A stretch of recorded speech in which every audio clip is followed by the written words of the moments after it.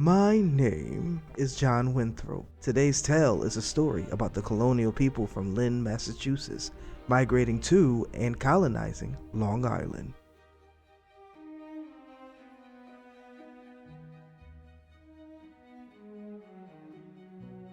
June 1640. Various of the inhabitants of Lynn, Massachusetts, finding themselves impoverished, looked out for a new plantation to live. They agreed with Mr. James Forret, Lord Stirling's agent for a parcel of land in Long Island near the West End, near Oyster Bay, and agreed with the natives for the rights to the land.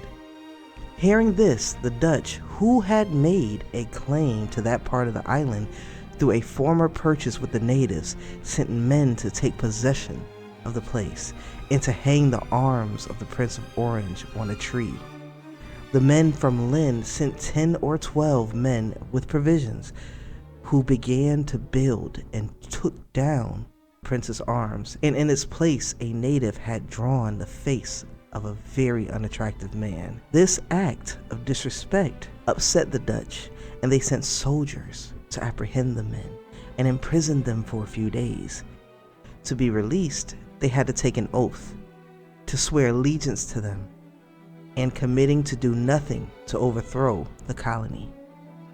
The Lynn men, now too weak and not having support or help or even to expect aid from the English, decided to desert that place and took residence at the east end of the same island, now being a population of about 40 families, and they moved forward with their plantation. One plantation was called Mr. Pearson, named after a godly learned man and a member of the Church of Boston. They asked him to go with them. Following advice from some of our magistrates, Mr. Pearson, with some 7 or 8 merchants, gathered into a church body at Lynn. Before leaving for Long Island, the whole company entered into a civil combination of common law, equity, and statute based on the common law of England, and to become a corporation.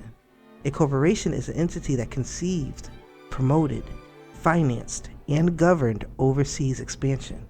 These companies were primarily designed for rights to wage war, conduct diplomacy, control commerce, and administer settlements in the known and undiscovered world. Right now, one William Kieft, the Dutch governor, a grave and serious man, wrote to our governor complaining of the English seizing and controlling the land without legal right, both in Connecticut, now Long Island, and the abuse done to the Prince's arms, trying to justify his imprisoning and mistreatment of our men, to which our governor answered that our desire had always been to hold peace and good correspondence with all our neighbors. And though we would not condone any of our countrymen in any inappropriate action, we might not tolerate them being injured.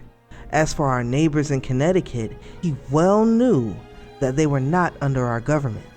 And for those in Long Island, they went voluntarily from us by swearing allegiance to the Dutch.